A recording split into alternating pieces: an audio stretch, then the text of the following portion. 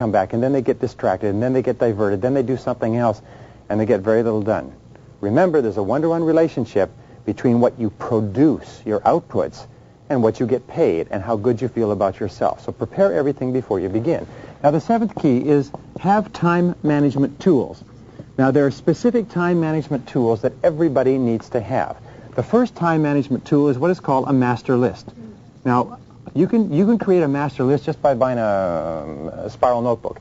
You buy a spiral notebook, and every single thing you can ever think to write, you write down in that spiral notebook, and you keep this as a catch-all system so that when you have other time, you take it out of the master list and you delegate it to specific days. The second thing that you need is a calendar. You need to be able to organize your time. And the third thing you need tied into the calendar and the master list is a daily list. Now, your daily list is actually your blueprint for the day. Your daily list is what tells you what you're going to do from the beginning of the day to the end of the day. And your daily list is tied into your goals, to your major priorities, and is what you do your A, B, C, D, E's and your 80-20s on. So a daily list is the foundation or the blueprint for your productivity during the course of the day. Now, here's the rule with regard to the daily list. First of all, never work without a daily list. Second of all, prepare your daily list the night before so that your subconscious can work on it the night before, during the night while you're asleep. Now, the eighth key here is the 45-file system. So you'll never forget anything again. The 45-file system says get yourself 45 hanging files. Hanging files have 31 files, which equal days of the month. They have another 12 files, which equal months of the year, and there is another 2 files, which equal years. This equals a total of 45 files. Then what you do is you have something coming up in a few months. Very simple. You simply stick it into that month. When that month comes, you take it and you divide it up into days. If it's 2 years ahead, you divide it into years, and you'll never forget another task. Now, number 9. Key to success is work nonstop. Once you get started, work nonstop. Put your head down and say, I will work now, and put your head down and keep on working until you get it done. You can set yourself, as we say, little rewards. Give yourself a reward for completing the task. Train yourself like a Pavlovian dog, and avoid the tendency, by the way, to fall into what is called Parkinson's law, where that work expands to fill the time allotted for it. You concentrate on getting the work done in a smaller period of time rather than allowing the work to expand like an accordion to fill the time that you have necessary. Number 10 key to planning and organizing. Remember that planning saves 4 minutes for every 1 minute that you spend in planning. Very often people will say, well, I don't have time to plan. I really don't have the time to plan because I'm so busy. What we have found is that it's very hard to spend more than 10 or 12 minutes a day planning in advance, making out a list, organizing the list by priority, and organizing your workplace. But for every minute that you invest in planning, you'll save 4 in execution. Sometimes you'll save 10 or 20 or 30, but what this means is that you can get a 400% to 500% return on your energy invested by planning. Number 11, use a organized filing system. Now, here's an interesting point. Many filing systems are so poor that it takes the average executive in the average company 30% of their time looking for lost files.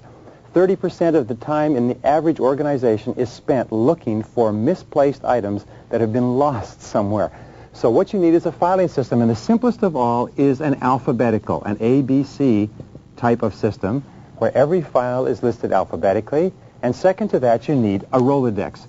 If you're at home, you need the same little system. You can buy a Rolodex in any stationery store, and what this does, it shows you alphabetically where each file is. So therefore, when you create a file, you create a card in your Rolodex that tells you where you can find the file. The basic rule is the rule of 5. It says that you should be able to retrieve any file in your office, any piece of paper, within 5 minutes, or you are suffering from malorganization. Number 12 is what is called prime time. Now, one of the keys to planning and organizing is prime time, and there's 2 types. There's both internal prime time and there's external prime time. Internal prime time is when you are at your best. Organize the most important things that you have to do in the course of a day when you feel the best, usually in the morning. But some people are best in the afternoon, some people are best in the evening. Some people work at the very best first thing in the morning at 5 or 6 a.m. So what is your internal prime time? where you are the most productive. Second of all, ask what is the external prime time. This is where your customers, where your boss, where your staff are most accessible and available. If you're in sales, your external prime time is when you can see your customers. If you are in any particular profession where your customers are accustomed to seeing you at a certain time, this is your external prime time that you need to plan and organize your life around. But see if you can't coordinate both your internal and your external prime time. Number 13 idea is what is called your to-do list.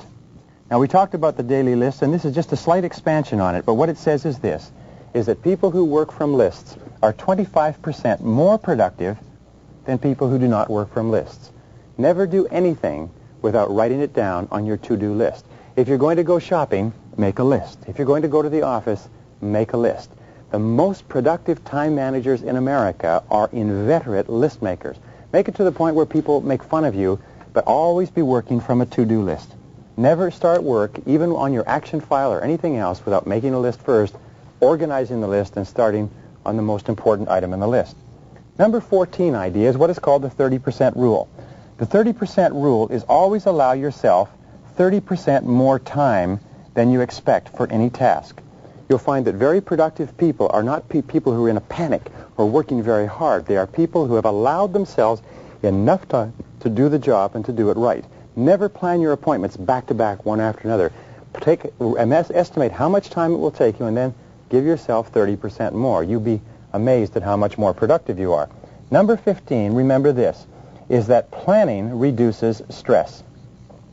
One of the greatest problems that we have in the workplace today is stress, and the primary reason is because we feel out of control of our work and out of control of our environment.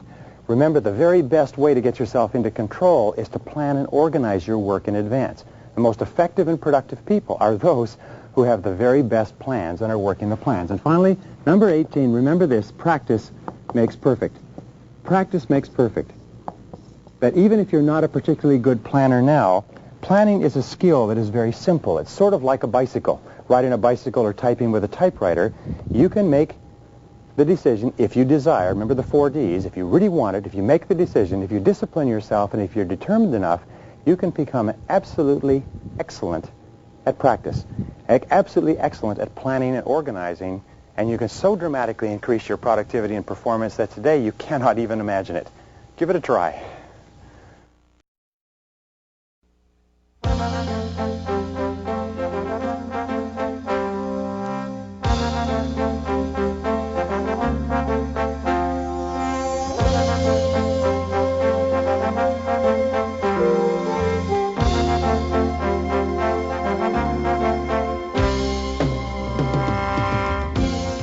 If you really want to be successful, if you really want to go all the way to the top in your profession, then you need to develop the ability to get results. In every single study of high-performing men and women, we find that intense result orientation goes hand in hand with big payoffs in life. You see, it's not how much time you put in or the activities that you engage in or how sincere or how intelligent or competent or capable or anything else. It's only what you produce, the results that you get from the time that you put in, that counts in determining your rewards, not only your psychic rewards, how good you feel about yourself, but your financial rewards. You're always paid in direct proportion to the quality and the quantity of the results that you produce. So let's start off talking about getting things done with point number 1. Point number 1 is that your rewards in life will always equal your results. We call this the law of sowing and reaping, the law of cause and effect, that the cause of everything that happens to you is your ability to get results, and these are your rewards. If you want to increase the quality and quantity of your rewards, you have to think all the time about increasing the quality and quantity of your results. Now, the second point is this, is that most people are very unproductive. Most people could not do a full day's work if their life depended upon it. In fact, every study that I've ever seen suggests that the average person works at only 50% of capacity. In fact, in most work environments, about 30% of all the work time is spent in socializing, gossiping, wasting time, talking, chit-chatting, hanging around the water fountain, reading the newspaper, drinking coffee, and so on. What does it mean to you? It means if the average person is working at 50% or less of capacity, there are tremendous opportunities for you, if you'll do some of the things that we talk about, to rapidly move ahead of other people. Now, the third key, and we talked about it last time, is that the starting point of high productivity, the starting point of getting things done, is the quality of neatness. The quality of neatness means that you start with a clean desk and you end with a clean desk. You start with a clean briefcase and you end with a clean briefcase. You take the time to make sure that your entire working environment looks neat and professional and productive and effective. Remember this, it's not just what you do, but it's the perception of other people of what you do that counts. I read a story by a self-made millionaire who said that he built 5 successful companies, and one of their critical rules was that every single person kept a clean desk. Now, the fourth key in getting things done is the importance of focus. Focus, which leads to clarity.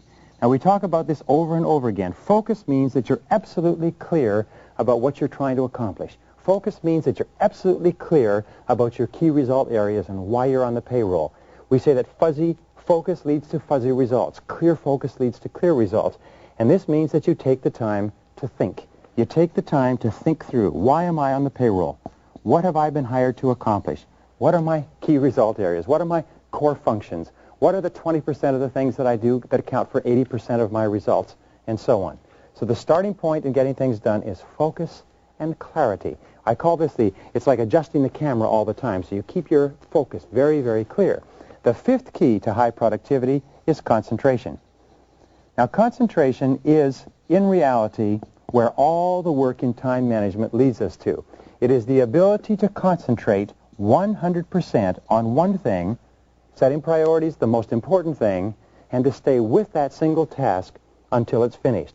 Concentration means moving forward in a straight line toward the goals and objectives that you've clearly identified. It means concentrating without diversion or distraction.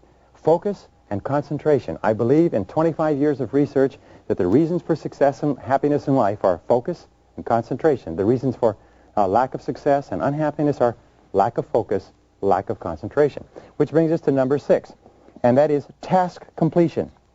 Now, what we know about task completion is that not only is it the key to the future, not only is it the key to getting more and greater and better opportunities, but important task completion, doing something that's important to you and carrying it through and finishing it 100% at the end, is a source of energy, enthusiasm, and high self-esteem. Men and women who are working consistently on getting important things done and staying with it till they're complete are more positive, they're more optimistic, they're more self-confident, they have more belief in self-assurance in themselves, and they get more opportunities to complete more tasks. And here's the flip side, is completing low-priority tasks leads to stress. If you work and you get a lot of little things done, but they're not moving you toward the accomplishment of things that are really important to you, what happens is you just feel crummy as a result. So this brings us to number 7. Number 7 is the quality of perseverance. You need to persevere and persist single-mindedly toward the completion of your important task, because we say that the ability to concentrate is a discipline, and perseverance or persistence is self-discipline in action. You see, anybody can start off to do a job, but your ability to keep in there and keep slogging and stay with it and refuse to budge and keep moving is the critical factor of high performance. Principle number 8 in getting things done is remember that the average person, especially executives, pick up an important piece of paper or task as many as 5 times before they actually complete work on the task. What does this mean? It means that if you pick up the task and you focus single-mindedly on that and it's your most important and you concentrate on it till it's complete, you can give yourself a 500% savings in time or increase in productivity. This has been proven in study after study after study that the fastest way to increase your output is to pick up a task and to stay with that task instead of picking it up and coming back and picking it up and coming back and so on. Number 9 is the importance of developing a compulsion to closure. A compulsion to closure is a commitment before you begin that I will stay with this task until it's finished. You will put your head down and you will hammer and hammer and hammer until it's finished. And one of the ways to do this is to train yourself with a series of rewards. What we found over and over again is that really high-performing men and women are those who are capable of establishing a series of rewards for each milestone in the completion of a major task. And what they do is they trigger a conditioned response. Almost like Pavlov's dog, where they fed them a piece of meat and the dog salivated and they rang a bell at the same time. And if they repeated this often enough, pretty soon when they rang the bell, the dog salivated. If you continue to set up a reward structure for yourself for the completion of small and large tasks, you know what happens? Is that you eventually salivate and get excited, motivated, and enthused when you're working on something that's important. Now, number 10 is to develop what is called an affirmation or a mental trick to keep yourself working. And the most powerful of all are the words, back to work. Whenever you find your attention drifting, say to yourself very strongly, back to work, back to work. Somebody comes in and wants to talk to you, you say to that person, I'm sorry, but I have to get back to work. And your boss comes in, you say, boss, I'd like to spend a lot of time talking, but I have to get back to work. Get to be known as the person, little Mr. or Mrs. Back to Work. Because the thing is, when you keep repeating back to work, back to work, back to work, you program those words into your subconscious mind, and they actually activate and push you forward and get you back into the job rather than diverting your attention to doing something that's fun and easy. Now, the 11th key to getting things done is terribly important. It's called chunks of time. Is to do important tasks, especially the important tasks which are not particularly urgent, the tasks that can contribute the very most to your long-term future, you need chunks of unbroken, sustained time. Any decision involving other people requires a lot of time in thought and discussion. Any proposal, any report, learning any critical subject, gathering information requires chunks of time, minimum of 60 to 90-minute chunks of time. Now, successful men and women are those who structure their days so that they get these chunks of time. And in my experience, let me give you 4 ideas that you can use. Number 1 is come in early in the morning, or number 2 is to stay at home early in the morning. Get up at 5 or 6 and work for an hour, hour and a half, 2 hours. Come in early before anybody else. Work at lunchtime. When everybody goes out for lunch, the office becomes quiet, close your door, put your head down, and work. People in my office and people in other offices will often take do not disturb signs and hang them on the wall or hang them on their doors, and what they will say is do not disturb, and they'll take a quiet time of an hour to 2 hours in the morning and perhaps also in the afternoon. The next, probably the 5th chunk of time that you can get is stay after work and work for a couple of hours. Remember, 1 unbroken hour is worth 3 hours in a work environment with interruptions. So if you can break yourself 1-hour chunks here and there, you can dramatically increase your productivity. Number 12, develop the body language of high productivity. What we have found is that there is a certain physiology. In other words, if you sit up straight and erect and strong and clear-eyed and move forward on your chair and sit up to your desk with your back straight, it's very hard not to be productive. But if you lean back, if you slump down, if you put up your feet, you find your whole body relaxing too. So develop and maintain the body language or physiology of high performance. Number 13 key to getting things done is called single handling. Now, single handling is probably one of the most important time management techniques ever developed. It simply says that when you pick up a task, don't pick it up unless you're ready to stay with it and to work on it until it's finished. And once you pick it up, discipline yourself, force yourself to stay at that task and stay at that task and keep at it until the task is done. In fact, the studies show that you will increase your overall output and productivity by 50% the very day that you begin adamantly single-handling every single task. Single-handling comes from several studies. It is the ultimate expression of concentration in work, and it's absolutely outstanding. Number 14 is concentrate on those areas where superior performance will bring outstanding results. Concentrate on those areas where superior performance will bring outstanding results. Concentrate on those areas where you can really make a difference.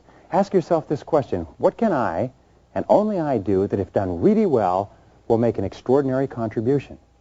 Ask yourself, what can I and only I do that if done really well will make an extraordinary contribution to my work, to my life, to my company, to my health, to my happiness, to my future, to my finances? But always concentrate on the 1 or 2 small areas where if you do a terrific job, it makes a tremendous difference. We say in marketing, fish for whales. If you're in marketing or sales, ask yourself, what customers, if we could get them, what sales, if we could get them, would make an extraordinary difference to the success of our companies. And concentrate on the whales. the areas of greatest opportunity and possibility in your work and personal life. The 15th key is concentration of power. Now, concentration of power is an expression that comes from military terms, and it also comes from time management. It's also called the principle of the mass. And what it says is that you take all of your resources and you put all your resources together and you concentrate them single-mindedly on a single point. In fact, you'll find that every extraordinary achievement in the history of mankind has come about as the result of an individual or group of individuals being able to concentrate their powers into the critical point where that makes all the difference. So concentration of power is a habit of mind. Where and in what way can you concentrate your power to achieve the very most? Number 16 is always concentrate on strengths. According to Peter Drucker's work on effectiveness, one of the top 5 management techniques for effectiveness is to concentrate on strengths rather than on weaknesses. Now, here's an important point, is you have, as an individual, specific strengths and potentials that if you develop them to their full extent, you can accomplish anything you want in life. You also have a lot of weaknesses. People are mountains and valleys. People have a lot of weaknesses where there are things that they can't do particularly well. They also have peaks where there are things that they do extraordinarily well.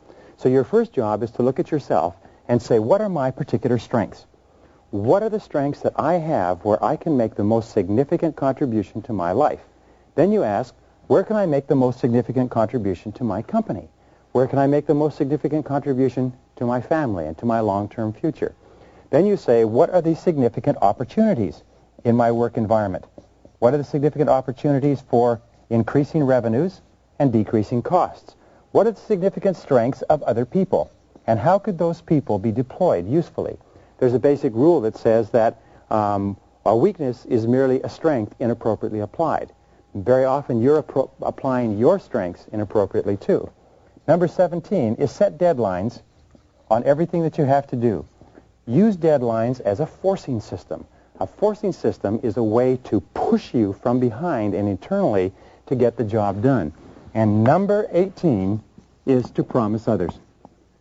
One of the ways that you can motivate yourself to concentrate single-mindedly on one thing at a time is once you've decided to do an important project and you've decided it's the most important of all projects, then write it down, make a plan for its accomplishment, and then promise the significant people in your life that you will have this job done on time by a certain day. You see, when you promise someone else, it sort of programs you subconsciously and impels you forward and makes you much more likely to concentrate and focus and become intensely result-oriented in everything you do.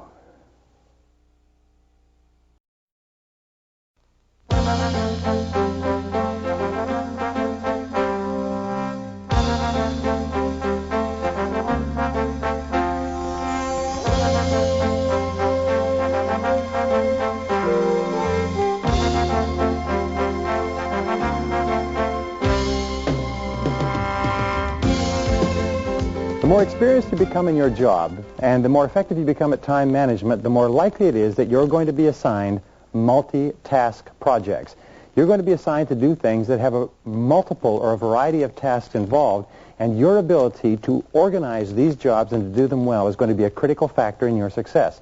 In fact, a study at Stanford University that studied the qualities and characteristics of men and women who moved up into the upper echelons of management found that the number one most identifiable and measurable quality was the ability to bring together a team of people and to work with that team in cooperation to complete a complex task. And everywhere around you, you'll find that the men and women who are at the top of their fields are those who, in most cases, who have developed the ability to assemble a team, to work as part of a team, and to channel that team's energies and abilities toward completing a task or a project on time.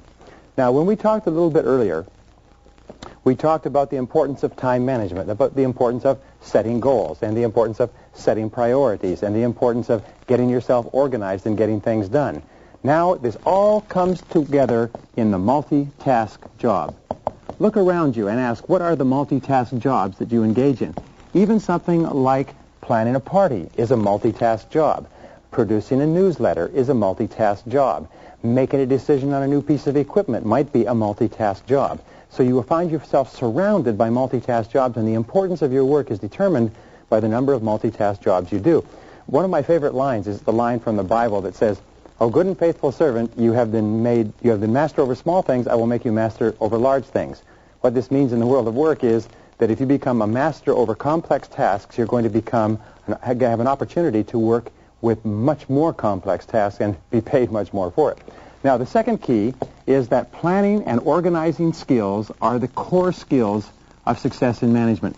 The ability to plan and organize your own work, then to plan and organize the work of one more and two more and several other people is absolutely essential to your success. And your ability to plan and organize effectively and well all comes to bear in these complex tasks. So here's how you perform a complex task. Here are the basic rules. Number one, define the ideal results. Define the ideal results. Ask yourself, if we performed this task to distinction, what would the result look like? What would the result accomplish? What would the result achieve? And define the ideal results point of view of the person or persons who have to use what this team produces. If you're producing a product, say, what would our customers say if we produced the perfect product? If you're putting together any kind of a strategy, just always say, what would be the ideal results? And here's the key. Start with the goal and work back. Start with the goal and work back. This has been the key to successful business building and project management for years. Define the goal and work back from the goal to the present time. Well, point number 4 is to set a deadline. Once you've determined exactly what the ideal project will look like, set a deadline and determine the date upon which the project will be complete. One of the things that I suggest, by the way, is build in a fudge factor. If the project is important, and the more important it is that you build in fudge or extra time to provide for unexpected exigencies. Number 5, once you've set a date and a deadline and you define the goal, make a complete list of everything that has to be done, every single activity that has to be completed in order to complete the job. Start with the very last thing that will happen just before the job is done. What's the second to the last thing? What's the third to the last thing? And work all the way back to the present day to work out a complete list of every single activity so that you have a roadmap. When this roadmap is complete, the job will be done in its entirety. Number 6 is ask yourself, what additional information will you require? What is it that you don't know right now? And make getting that information a task. Put it down as a task, as one of the things that has to be done. Also, when you put it down as a task, you will assign a timeline to that task, and you will design your entire project so that getting that piece of information becomes a critical part of it. Number 7 is determine your limiting step. Now, the limiting step concept we talked about a little bit earlier. I want to talk about it again. It's called your choke point. The choke point has one simple definition. It determines the speed at which you get from where you are to where you want to go. So ask yourself, what is the limiting step that determines the speed at which we complete this project? What is the limiting step that determines how fast we get from where we are to where we want to go? What part of the project takes the longest? Very often, the part of the project that takes the longest becomes the determining factor in how long it will take to finish the whole project. So ask yourself, what is our limiting step? And then ask yourself, what can we do to alleviate this limiting step? Is there anything that we can do to speed things up? Very often you will find shortcuts, you will find time-saving devices, you will find established methods and principles and so on, but the limiting step becomes the critical factor, not only in determining the deadline, but in determining how capable and competent you appear to others when it comes time to saying that we'll have this job done by a certain time. You can't go back and say afterwards, well, I didn't know it would take this long because, unfortunately, you just look foolish. All right, number 8. There are 2 ways to organize a multitask project. The first way to organize the project is what is called sequential, the sequential way. Now, the sequential way is when there are several jobs within the multitask project that can be done in order. First one can be done, and then the second can be done, and the third can be done, so that each of them are sequential, but each of them requires that the previous one be done first. For instance, someone has to write something, someone has to edit it, someone has to typeset it, someone has to do layout with it, and so on. So therefore, the writing would come first, then the editing, and then the typesetting, then the layout, and so on. Now, the other way that you can organize a project is parallel. There are many tasks that can be done at the same time. There are many tasks where you can begin working on one part, someone else can begin working on another, and you can work on several tasks on a parallel basis. Let me give you a very simple example of a project management chart. Very important way of thinking. Across the top of every project management chart is time. Now, the time may be days, the time may be weeks, months, years, it doesn't matter. Down the side, you have tasks. Now, these are the things that have to be done. So what you do is you lay them out in a chart like this, and let's say you lay it out over a period of 4 months. And here you have 4 months, and the months are January, February, March, and April. You have worked back and determined that it takes you 4 months to do the job. So here you have completion. Completion is at this point. You then work the task back, and you can find that these are the different things that have to be done over the course of this particular task. When this is done, this can be done at the same time. When this is this way far along, this can begin. These two can work parallel. Some cannot be started until others are done, and so on. But by laying it out like this, suddenly you have a perfect picture of what is necessary to be effective in completing this task. Now, the 10th critical point, once you have this organization chart, is to assign and delegate. Assign and delegate, which means that you bring your team together, and the very best way to do this is through discussion and dialogue, talking about what needs to be done, dividing it up, have people take different parts of the task, but assign every single one of the individual parts of the task that need to be done, and delegate it, and delegate every single one with a deadline. And your deadline is for completion, and your deadline always contains a fudge factor. When you assign and delegate parts of the task, build in what is called a review process. That means time and place where you will check and see how well they're doing. It may be once a week, it may be every Wednesday, it may be every 2 weeks, but a review process is absolutely essential. If the project is worth doing, it's worth reviewing on a regular basis. Number 12, the key to successful project management, and many people say that this is the crux of it, is ask yourself, what could go wrong? What could possibly go wrong? What are all the things that can possibly go wrong? Now, here's where you have to take into consideration Murphy's Laws. There are 5 Murphy's Laws. You're familiar with the first 2. The first of Murphy's Law says that whatever can possibly go wrong will go wrong, and that will be true in a project. The second is that of all the things that can possibly go wrong, the worst possible thing will go wrong. So you ask, what's the worst possible thing that can go wrong here? The third of Murphy's Law is no matter how much time you allocate, it takes longer than you plan. The fourth is no matter how much money you allocate, it costs more than you expected. And the fifth of Murphy's Laws is before you do anything, you have to do something else first. So take those 5 laws into consideration when planning, and never expect to violate the laws, because that will just lead to foolishness and embarrassment. Remember, your success is determined by how well you do these projects. Number 13 is ask yourself, what are all the problems that you're likely to have in the course of putting this program together?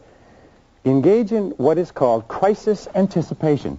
Crisis anticipation is something that project leaders and successful executives always do, and they say, what are all the crises or unexpected reverses that could occur, and then have a plan B. A plan B is an alternative plan that you have to fall back on in the likelihood that your worst possible things could possibly happen. Always be ready with a plan B. The most successful men and women alive are those who have already developed an alternative before the rubber hits the road, before the vehicle hits the wall, if you like. Number 14 is use what is called a storyboard. Now, a storyboard is a visual representation of a particular project that was developed by the Walt Disney Corporation, and it's absolutely an outstanding way of increasing your effectiveness. Take a large board. You can use a cork board. You can use a visual board. What I have found is you can now use stick-on notes as part of storyboarding, and take what is called and put a header. And the header is the name of the project. Below the header have subheads, and each of these subheads is a part of the project. You can have as many as you need, but below each of the subheads there is a task, and there's a series of cards underneath here. Now, sometimes these tasks can be in different colors so that they can be assigned to different people. And what you do is you then put pictures up here, and these pictures or these numbers or these tasks can then be moved around. They can be moved around so that you have more under one or you have larger ones under another, but you have a visual picture of how the project goes together. Sometimes you can have a storyboard that shows them in sequence, and these will be timed sequence. These may be months. These may be people. These may be particular project areas. But storyboarding is a very powerful way for everybody to get a visual picture of what you're trying to accomplish and then to contribute ideas to this visual picture. Now, the 15th key with regard to project management is the type of problems that are likely to occur. The first problem is expecting everything to go well. Expecting everything to go well and not expecting there to be any problems. And we find that the very best people are the ones who are always aware that they'd like to have difficulties. The 16th is trying to do too much at once. Trying to hurry. Trying to do too much at once because you fall behind.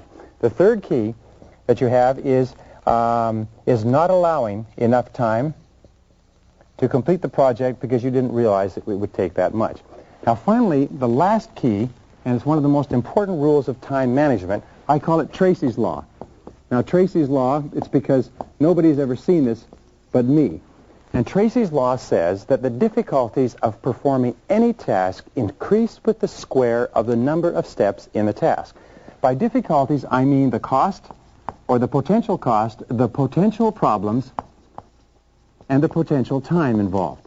Let me give you an example. If a person is going to do a single task that is just one step, you are going to pick up the telephone and call.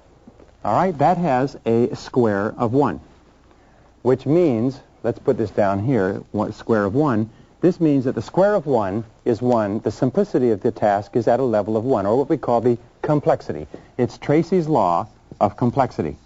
Now, if there are 2 steps to it, then you have 2 steps, but it's 2 steps squared. So now the level of complexity, which means the potential cost, potential problems, and potential time involved, goes to 4. If there are 3 steps involved, 3 steps squared will be 9. So the potential complexity, or the length of time, the potential cost, the potential problems, it doesn't mean that they will all occur. It means that the potential for them goes up with the square of the number of steps. And if you go to 4 steps, and that's squared, it's 16. If you go to 5 steps and that's squared, it's 25. Now, what does this mean? It means that if you can simplify by going from 5 steps to 4, you reduce the complexity from 25 to 16, which is almost 50%. So it's an extraordinary, extraordinary difference. Always, always, always in large projects, simplify, simplify, simplify. Simplification is the hallmark of the superior human being, of the superior executive. Let me just end with this one critical point, and it's this, is that your ability to manage multitask projects is the core skill where the essence of everything that you know and all your abilities come together. Your intelligence, your planning ability, your organizing ability, your personality, your knowledge of your field, everything comes together in managing multitask complex. And the more and the better you do of it, not only the more results you'll get, the more money you make, the happier you'll be, but the more successful you'll be in every single part of your life.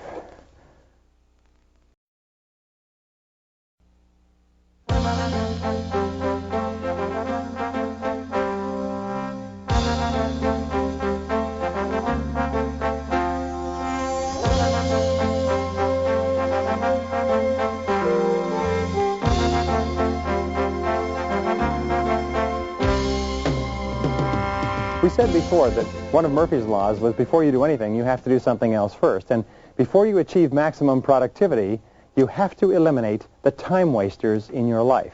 The time wasters surround you on all sides and tear away at your minutes and hours and hold you back from producing the critical results that are vital to the success in your career. We've been talking, by the way, about eliminating time wasters from the very beginning. In a way, we've told you about 2 laws. One is called the law of the excluded alternative, which says that whenever you do one thing, you cannot simultaneously do another. So if you start to work on something that's more important to you, you cannot work on things that are less important. There's another law. It's called the law of forced efficiency.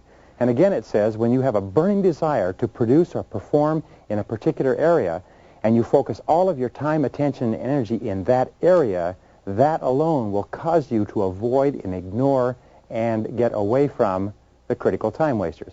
So what we started with were the starting points of great success. And the first is clarity. Clarity. Clarity. What are you trying to do? How are you trying to do it? What are you trying to do? How are you trying to do it? Clarity is the number one word in time management, and it runs through everything you do.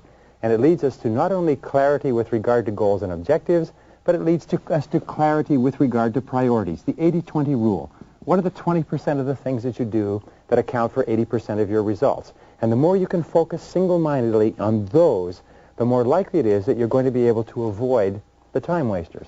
Now, the second key to avoiding time wasters is decision. Decision with regard to the areas of concentration.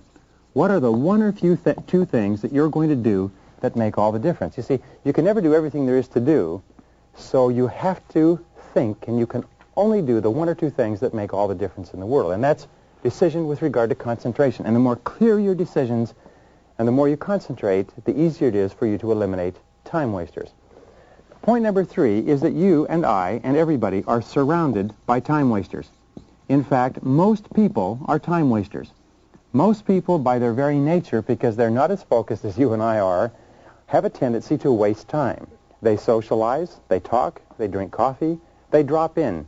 They phone us on the telephone, they have recurring crises, they have problems, they have an excess of meetings and a whole lot of other things. So remember that most people waste time. Your job is to break away from others and be known to the critical people in your business as the person who doesn't waste time. Here's one of the great rules, is when you work, work all the time you work. Work all the time you work. Work all the time you work. This is one of the great rules of life. From the time that you come in, remember, your job is not to read papers, make phone calls, socialize, drop off your laundry, pick up your groceries, or get your dry cleaning done. Your job is to work all the time you work. If you're going to work 8 hours, by gum, you work 8 solid hours and just work, work, work. And I promise you this, everybody that counts knows who the workers are, and everybody knows who the non-workers are. All right, looking at all the studies, we have found that there are several major time wasters in the world of work. And let's take them one at a time. From the most prevalent, we'll talk about the basic 7. The first of the major time wasters is the telephone. The telephone seems to have an insistence with its ringing that causes us to be distracted over and over again. So here are some keys with regard to using the telephone. I'll just give them to you quickly. Key number 1 is have your calls held. Rather than responding to the telephone every time it rings, have your calls held. A second thing is to have your calls screened. If it is not important for you to talk to that person or there's no value to it, don't take the phone call. Don't allow your curiosity to overwhelm you. Number 3 is look upon the telephone as a business tool, not a social tool. You and I are conditioned from infancy, and especially from our teenage years, to think of the telephone as a social tool. We think that's how we communicate with our friends. The fact is that when you get into the business world, it's a business tool, which means get on and off it fast. Make it a business tool. When somebody phones, say, hello, how are you? And if they go into a conversation, say, what can I do for you? How can I help you? And get the conversation straight down to business as fast as possible. Now, here's another thing. When you're phoning somebody else, always have an agenda. Take a couple of seconds to write out what you're going to talk to the person about. And when you call them up, say, I'd like to talk to you about 3 things. And tell them what the agenda is. And when you discuss the 3 things, keep notes. We say the power is on the side of the person with the best notes. So keep notes on the conversation, and when you're finished with them, say, I know you're busy, I'll let you go. When a person is really conversational, likes to talk a lot, say, well, I certainly have enjoyed talking to you, and I know you're busy, so I'll let you go. Nobody's going to say, no, I'm not busy. So therefore, get on and off quickly. And finally, number 5 is batch your calls. So once you have collected all of these calls, return all your calls at the same time. There are very few calls that are so important that you can't put them off till later. Now, the second key source of interruptions is visitors. We'll put the number 4 up here. Number 5 is visitors.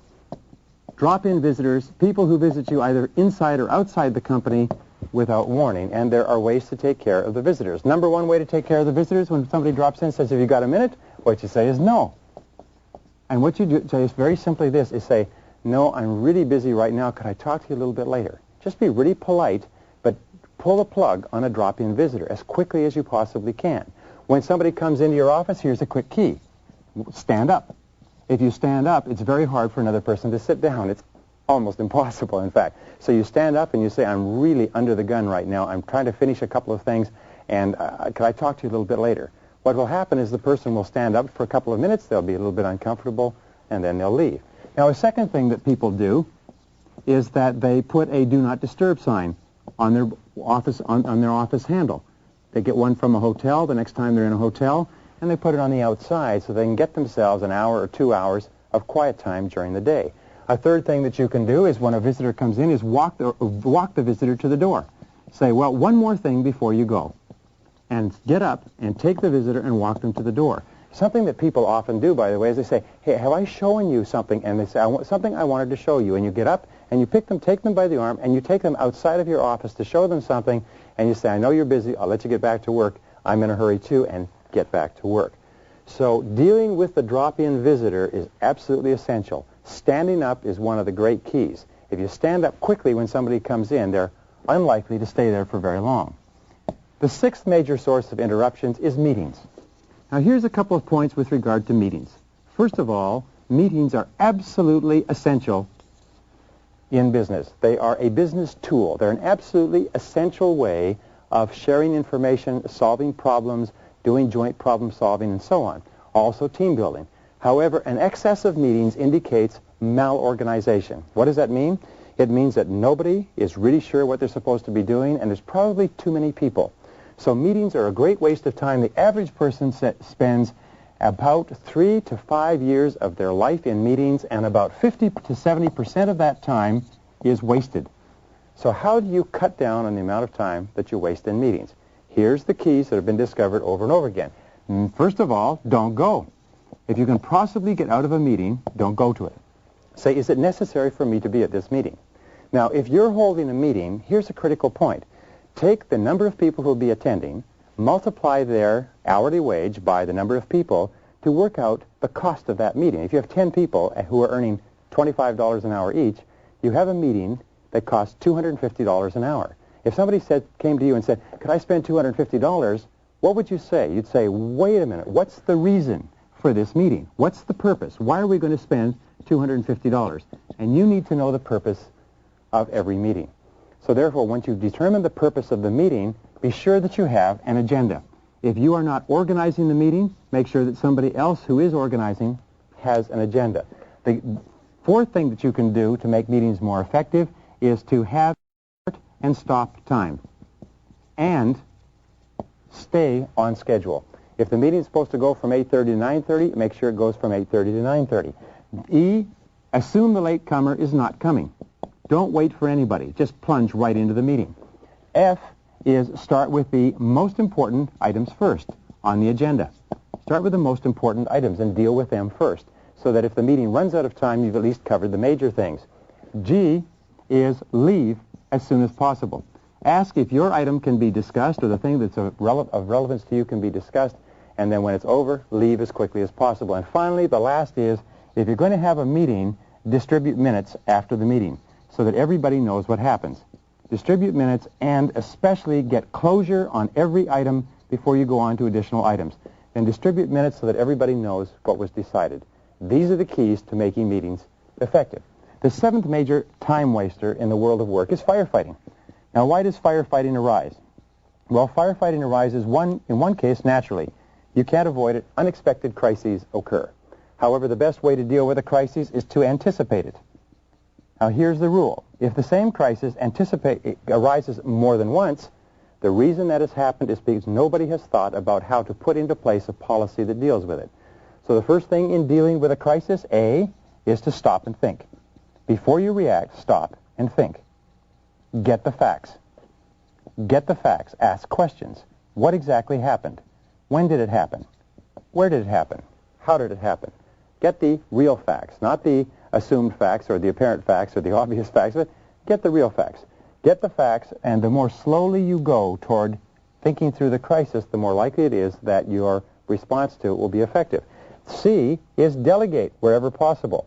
If you can delegate resolving the crisis to someone else, by all means do so. Big mistake. If you come up through the ranks, and one of the things you do is you come up as you deal with this type of problem, when you rise to higher positions, you'll have a tendency to fall back into your comfort zone and go back and try to deal with the problem. So firefighting is a natural tendency for us because it's comfort, so delegate. And finally, the last key to delegation is decisiveness. Whatever you do, make a decision. Make a decision and then get on with it. Which brings us to the 8th reason for time wastage in organizations, and it's socializing. And as we said before, the average person spends as much as 30% of their time socializing. The fact is that socializing is a great waste of time, so what you simply ask is this what I've been hired to do? Not only is this what I've been hired to do, would I pay someone else to do what I'm doing? And remember, work all the time you work. Treat the working environment like a business environment and get away from socializing. Save your socializing for after-work activities. Number 9 is indecision. Indecision is almost invariably caused by either ignorance or fear. And one of the things we know about this indecision is that 80% of all decisions should be made now. One question you always have to ask yourself is this a decision that has to be made by me? And if it's not, delegate the decision. If possible, make the decision quickly. And we say that successful people are not necessarily those who make the right decisions, but they make their decisions right. In any case, indecision drags out time more than you can possibly imagine. Number 10 has to do with knowledge workers. The fact of the matter is, today, most of our employees are knowledge workers. Knowledge workers are people whose work is characterized by producing results. They produce results. And it takes a lot of time and a lot of unbroken time to converse with knowledge workers, to help them articulate, to help them think, to dialogue, and so on. So you cannot rush dealing with knowledge workers. Critical point. Number 11, you have to ask yourself, whose time do you waste? Whose time do you waste? Because you are also a time waster for other people. Do you keep people waiting? Do you keep people delayed? Do you come late for meetings? Do you promise things and then not do it? So ask other people, how do I waste your time, and to do everything possible to eliminate it. The 12th form of time wasting is perfectionism, is trying too hard to do the job too well the first time. So ask yourself, how well does a job have to be done? And if you can do it that well, then don't worry about getting it right. Internal memos, things for internal distribution, don't have to be done perfectly every time. Number 13, major time waster, is television. Now, the average adult in America wastes 25% of their time, their discretionary time, watching television. The average adult in America could become rich if all they did was not waste their time on television. Now, the way that you deal with television is to first of all understand that excessive television watching, now not watching a learning program like this on video, but excessive television watching is very hurtful. It causes you to become passive. It turns your mind to porridge. It causes you to become apathetic. It causes you to lose your capacity to think critically. And what it does is it causes you to lose your aggressiveness. So here's the key to television. Cut down by 1/2 hour per week. Chief executive officers of Fortune 500 corporations watch less than 5 hours of television per week. And there's a direct correlation between the number of hours of television you watch and how far down you go on the wage scale. The people who watch the least amount of television and spend the most amount of time reading, learning, communicating, growing, working at their work are the ones who are the most successful. And finally, number 14 is non-goal-oriented activity. The key to eliminating the time wasters and the interrupters is very simple, is do not do anything that does not move you toward the accomplishment of goals that are important to you. Every single time an activity comes up, you have to ask yourself, is this moving me in the direction that I want to go?